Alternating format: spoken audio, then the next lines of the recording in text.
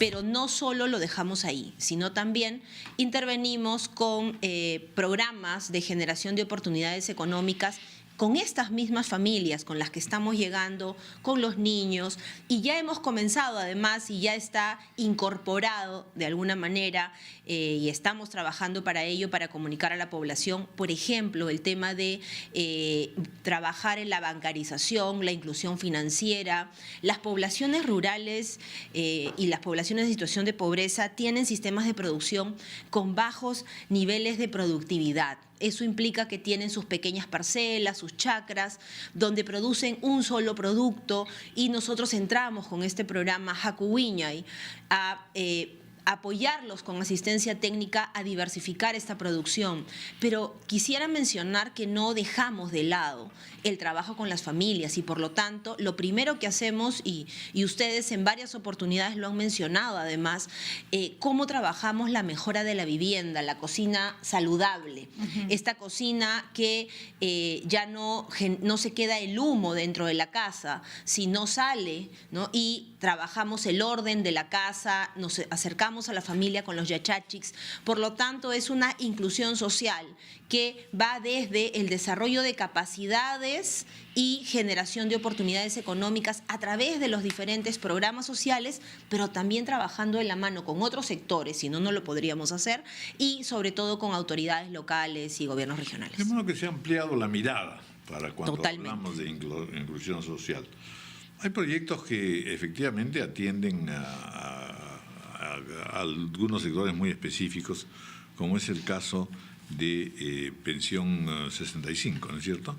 Que sin embargo, por los reportajes que se han hecho y los testimonios de las personas, resulta siendo algo notable en el sentido de cómo puede ser de gran utilidad una ayuda mínima para cualquiera que, en fin, esté más o menos en situación operativa. Pues efectivamente la pensión es muy baja, pero sin embargo, a donde llega, que son a las zonas más alejadas y de extrema pobreza, es milagroso cómo ese dinero se multiplica, y por los testimonios de las personas que yo he visto y he escuchado, uno se sorprende diciendo: yo ahorro y además logro con eso pues hacer el techo de mi casita, emprender a veces hasta negocios, en fin. ¿Cuál es, por ejemplo, cito el caso porque lo que quiero saber es un poco de cuánto dinero se dispone? En realidad, en todos los proyectos y en sus variedades y riquezas posibles, el problema es cuánto se invierte, y esa inversión solamente es del Estado o va o debe buscar también el acompañamiento de otros sectores productivos. Bueno, efectivamente, si uno mira los programas sociales del Ministerio de Desarrollo e Inclusión Social, o que están bajo la conducción del Ministerio, que tenemos 5 programas sociales, estamos nosotros gestionando este año aproximadamente 3.450 millones de soles. Que comparativamente con el pasado, ¿cuánto es más o menos? Bueno, definitivamente es un incremento pues sustancial de casi el doble, diría yo, ya que, por ejemplo, con el programa Jaliwarma estamos nosotros llegando y con una inversión de 1.150 millones, más o menos. Con Jaliwarma estamos con un monto similar a los 1.000 millones con el programa Juntos. En el caso del programa Juntos, por ejemplo, nosotros no solamente es un tema de incremento de inversión en este caso, sino también un incremento en la meta de cobertura. Nosotros recibimos aproximadamente en el 2011 alrededor de 400.000 familias, sobre las 400.000 familias, y hoy día estamos en 751.000 familias. En el caso del programa Juntos son transferencias cada 2 meses de 200 soles, y que el tema central y la condición para esta transferencia está vinculada a que la madre lleve a sus niños al centro de salud, y a la escuela. Pero aquí sí quisiera mencionar también que no nos quedamos solo con que lo lleve a la escuela o el centro de salud, sino estamos trabajando de la mano con el Ministerio de Salud y con todos los gobiernos regionales, principalmente con 9 regiones en el marco del Fondo de Estímulo al Desempeño, donde una vez que llega el niño, estamos garantizando en coordinación, evidentemente, en el marco del proceso de descentralización con las direcciones regionales de salud, para que reciban todo lo necesario del otro lado cruzando la puerta, ¿no? Una vez que cruza la puerta, la madre gestante tiene que tener todo lo necesario para, por ejemplo, el ácido fólico, que le hagan los controles, los exámenes que no tengan ninguna infección, por ejemplo, urinaria o todo lo que es enfermedad de transmisión sexual, para que lleve un buen embarazo. Asimismo, cuando el niño nace, que tenga sus vacunas, que tenga los multimicronutrientes. Y ahí, aquí, yo quisiera mencionar, y no ha habido el espacio. El 15 de mayo nosotros lanzamos el Fondo de Estímulo al Desempeño, que son 100 millones de incentivos para gobiernos regionales, 9 gobiernos regionales, los que están en situaciones más complejas en cuanto a indicadores de nutrición crónica infantil, anemia, acceso. En ese sentido, la primera meta o el primer compromiso de los gobiernos regionales es que durante las 4 semanas siguientes, o sea, hacia el 20 de junio, tenían que tener los centros de salud ubicados en los distritos más pobres del país, más conocidos como ubicados en el primer y segundo quintil de pobreza, tenían que tener un lote necesario abastecido de multimicronutrientes para entregar a las madres cuyos niños lleven, sobre todo para anemia y desnutrición crónica infantil. Al mes hemos logrado rebasar la meta con cada gobierno regional y estos 9 gobiernos regionales están recibiendo ya el incentivo. Es un incentivo por hacer lo que tienen que hacer, porque tienen el presupuesto. En ese sentido, respondiendo a su pregunta, es necesario trabajar de la mano con autoridades regionales, con las autoridades locales, para poder avanzar con este logro. Vamos a hacer una parte y una pausa y luego Patricia y Ricardo intervendrán.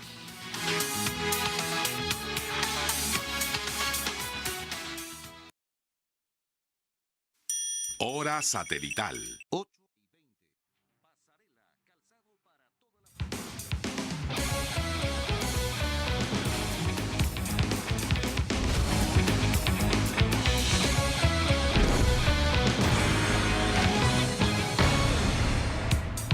Una gran melodía es más que notas perfectas. Si afinas tus sentidos, sentirás pura emoción. Ha llegado el máximo placer del buen comer.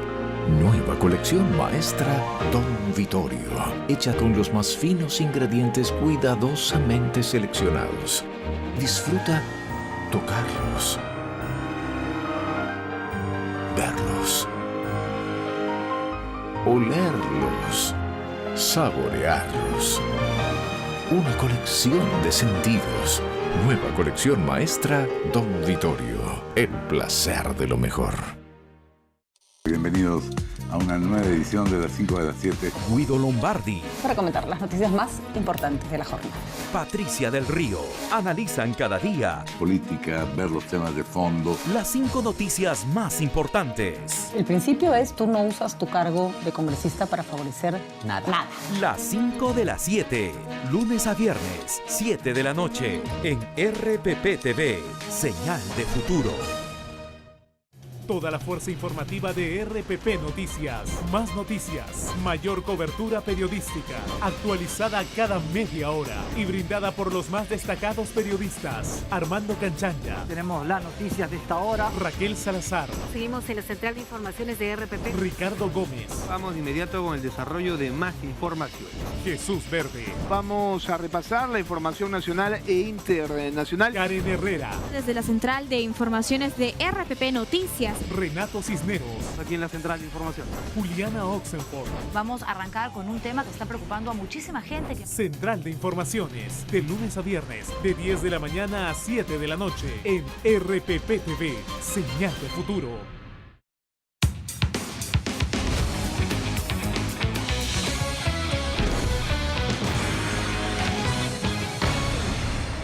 donde hay varios aspectos importantes, como por ejemplo, ahorita hay un frío horrible y uno empieza a pensar qué se ha hecho en función del frío y de las condiciones climáticas extremas que se viven en determinados momentos del país. ¿Estamos mejorando en prevención, digamos, en esos aspectos? Sí, hay varias acciones que se han adoptado con bastante anticipación.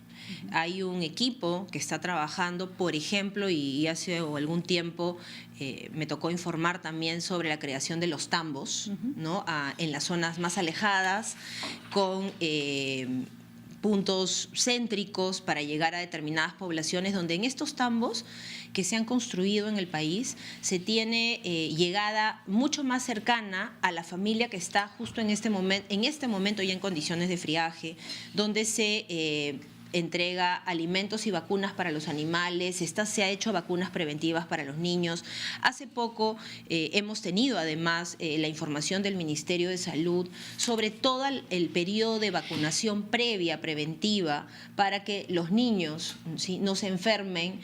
Hay una reducción enorme del porcentaje de niños. Todavía hay, definitivamente, pero hay una reducción importante del porcentaje de niños o de personas que adquieren la neumonía por causa del frío.